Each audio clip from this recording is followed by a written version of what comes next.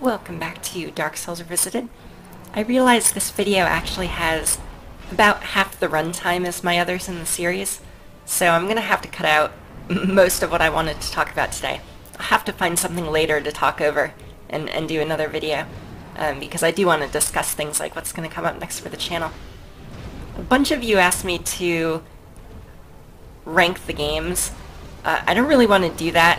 First of all, it's going to be very biased by the order in which I played them, and also it's really hard to compare games as a whole when I think that they did different things right and wrong. So instead I'm going to answer a question by user, oh goodness, I'm very sorry, I'm going to butcher your name, Jamil Abdurrabi, who asked, I'd be interested to know how you thought the games compared to each other, what did each do well and poorly? So the very first thing that I look for in an RPG generally is the story of the game, the kind of driving force, why our character is doing what we're doing and progressing through this story. So let's look at the games in order. In Demon's Souls, the story is very clear from the beginning. There was a prosperous kingdom, soul arts were being practiced, and then the king woke the old one. We don't really know the reason for this. I mean, was it an accident? Was it purposeful, like some kind of power grab? I don't think the reason really matters to our story. I kind of have my own working theory, which is that the monumentals were dying off first because nobody really realized how important they were anymore, and nobody wanted to replace them because it seems like a kind of horrible life to have. And so I think that reality was starting to tear apart because we know that the monumentals were there kind of as sentinels to hold the fabric of reality together.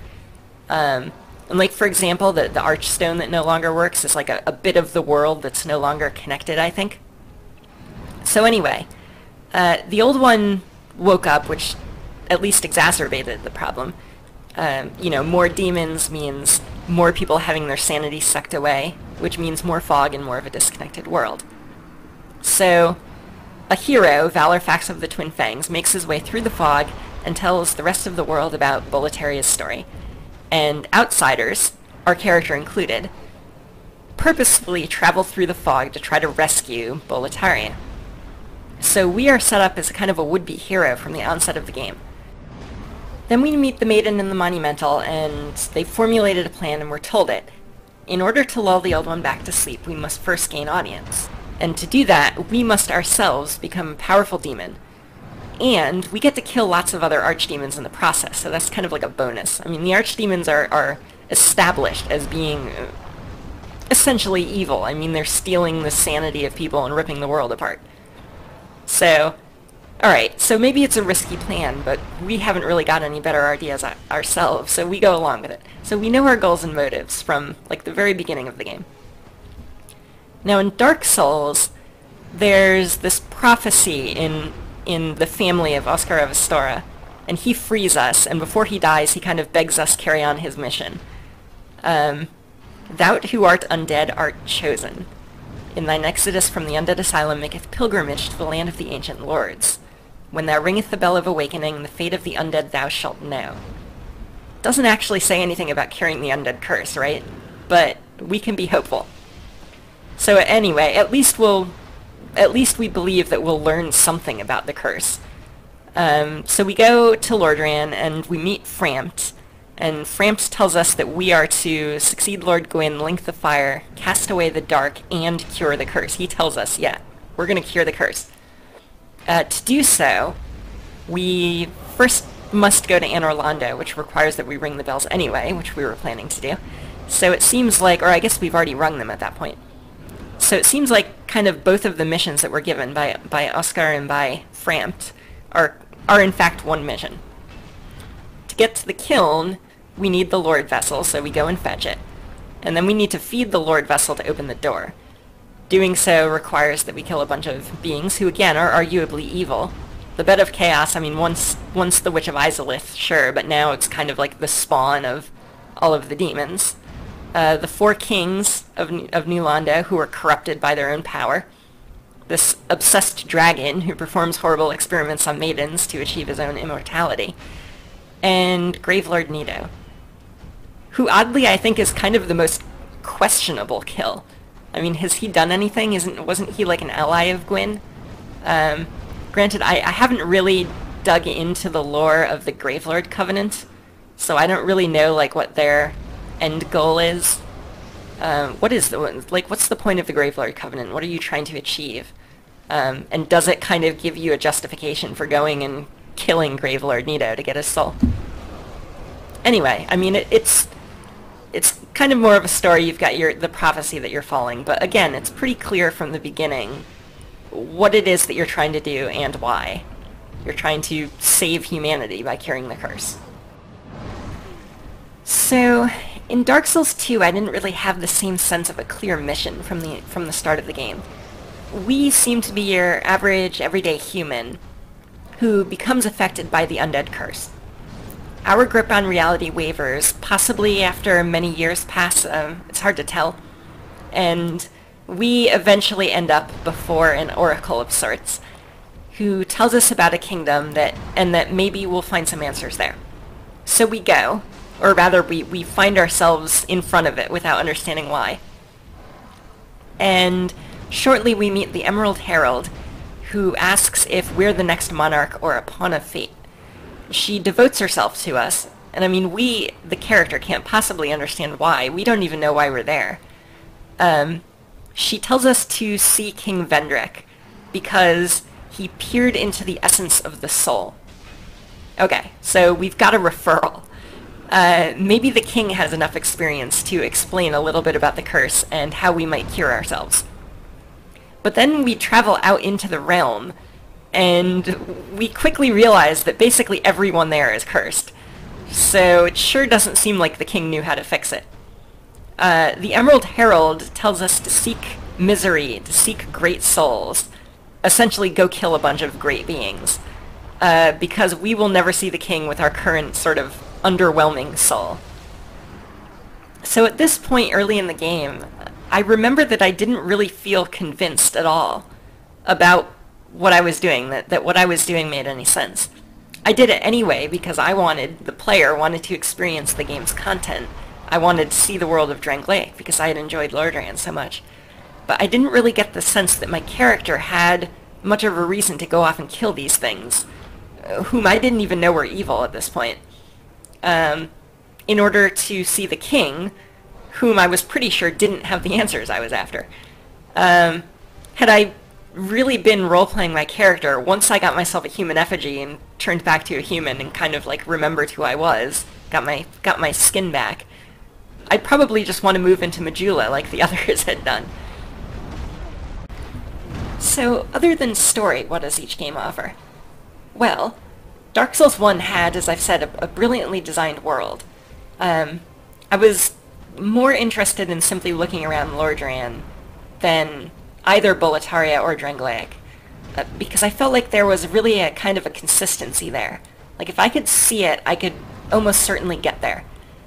For example, when I saw the stairs on the Tree and Firelink Shrine, which I actually saw from a transition between zones, no less, I figured there was a way to get to it, and that ended up opening a new area, well, the return to the Asylum, which itself ended up opening a new area, the Painted World.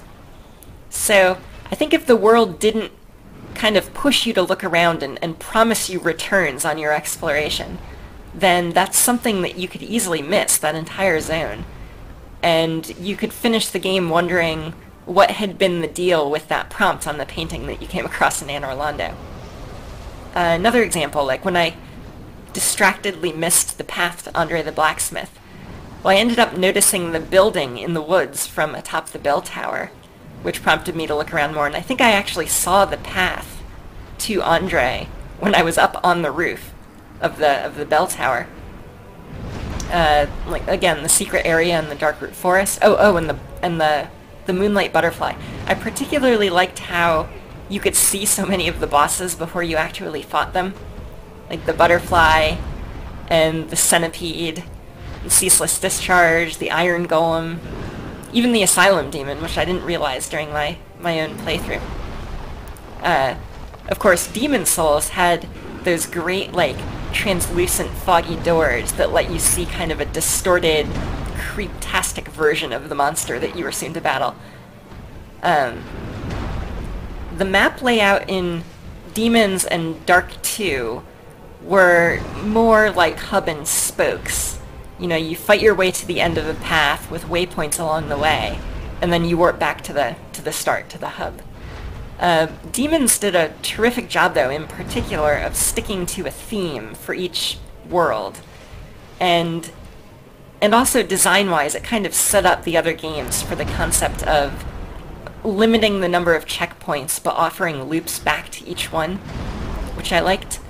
I think the checkpoint system in the earlier games was more challenging. Like, usually you had to go through like a really tough bit of gameplay, and then you'd get a checkpoint. Dark Souls 2 was more forgiving, I think, with its bonfire placement. Harvest Valley and Earthen Peak, I remember in particular, seemed to have almost too many checkpoints, like too close together, and tended to give you bonfires like right before you did something difficult. But Dark Souls 2 had broader content. It definitely had the most varied like list of equipment and items. It had the most bosses, and I think if you control for like my proficiency in each game, then Dark Souls 2 had the most hours of total gameplay on like a player's first run. It made some changes that I thought were really good. It had the best like hollowing system, for example. It let you use your souls as a stack. It let you shoot different types of arrows with buttons instead of having to toggle back and forth. And of course, the multiplayer sessions were much more reliable than the other games. Now, I didn't play the other two games like in their multiplayer peak, of course, but I really struggled to get like solid connections to other people. That said, I was surprised that I got invaded as seldom as I did during my Souls 2 run, considering I was alive pretty much the whole game. Speaking of which, they really need to nerf the heck out of those survival rings. What were they called? The life protection rings. Dark Souls 1 had, in my opinion, the best implementation for healing.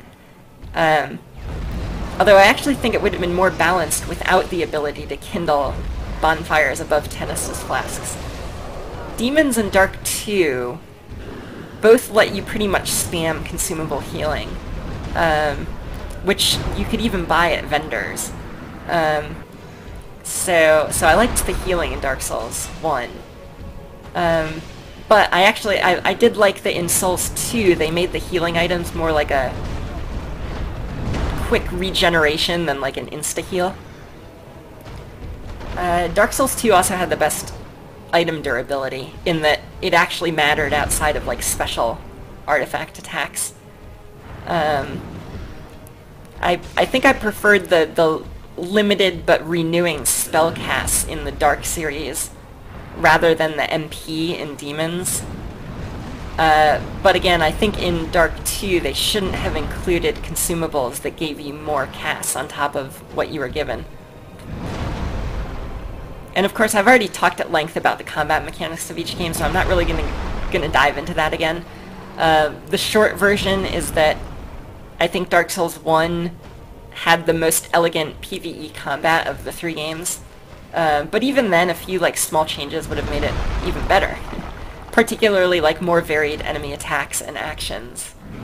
And actually the Dark Phantoms, really in all three games, showed what the enemy AI was capable of. I would have loved if more enemies had, made use of like rolls and back hops and casting spells and attacks that hit places other than directly in front of them. If you had like enemies that would like stab to the side, or like the turtles in Souls 2 that could like leap backward onto you. Like, I wish there had been more of that on just your kind of fodder enemies. So I'm gonna take a break from the question here for a moment because I think this is the Manus fight that I actually finally get my victory. I highly, highly recommend anyone who has not yet fought the Manus fight with a melee-only build, it is tremendously fun. It's pretty challenging, really fun. Actually, the entire DLC I thought was really good.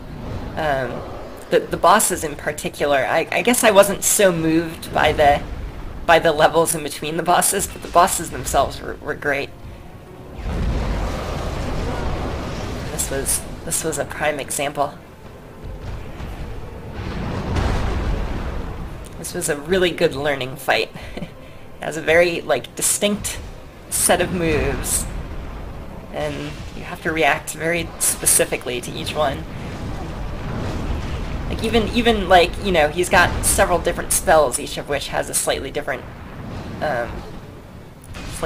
thing to react to it. So yes, finally got my victory on camera, no less. And then we move on to the Gwyn fight. Yeah, again, really sorry about Calamite. Next time, I do actually expect that I'm gonna play this game again at some point in the future. I might try a Soul Level 1 run. I don't know. I don't know if I'm ready for that. I might start one and see how it goes. It won't be the next thing I post, though.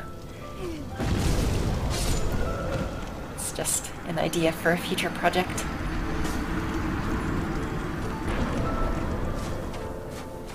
But the Gwyn fight is pretty tough if you don't parry.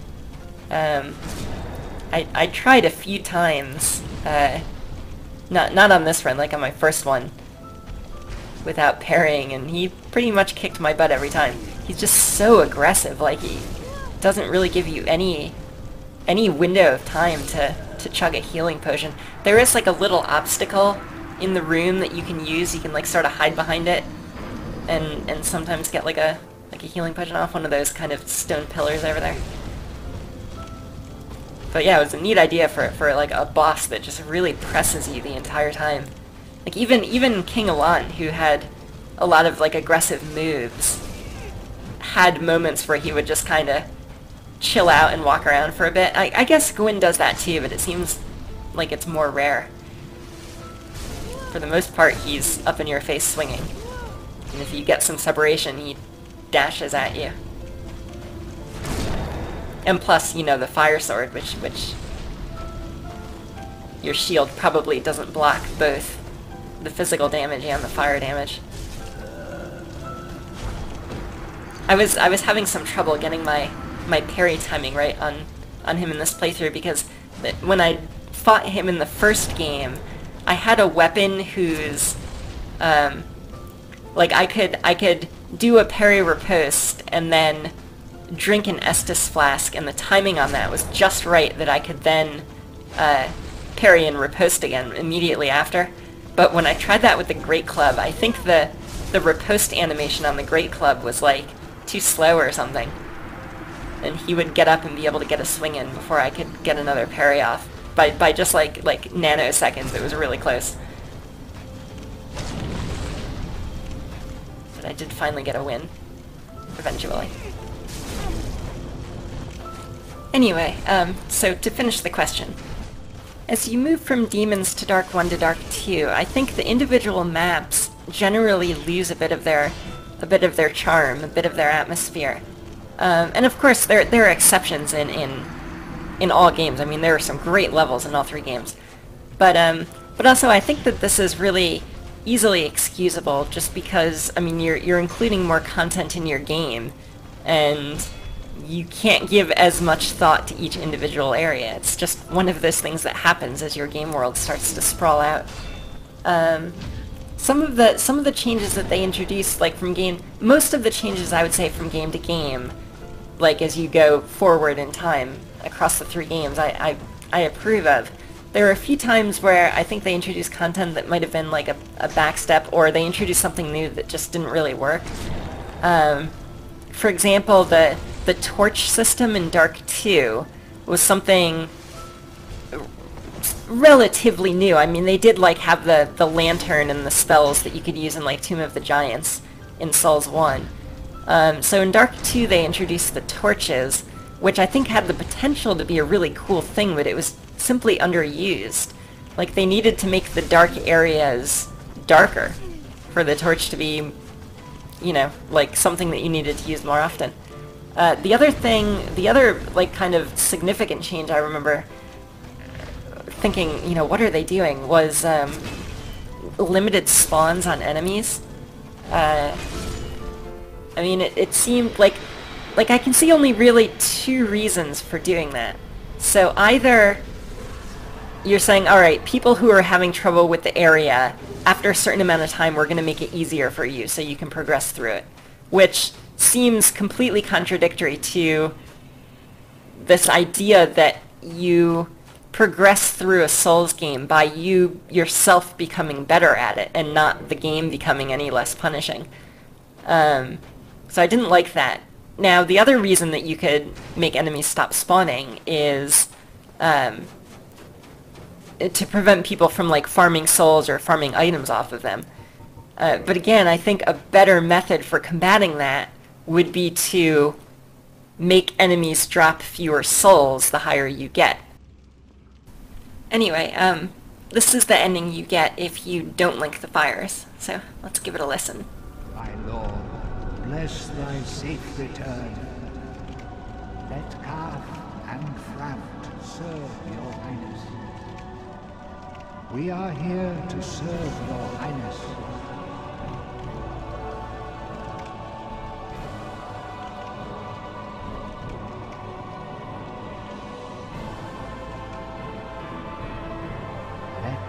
True dark be cast upon the world. Our Lord hath returned. There you go. I'll see you soon, guys.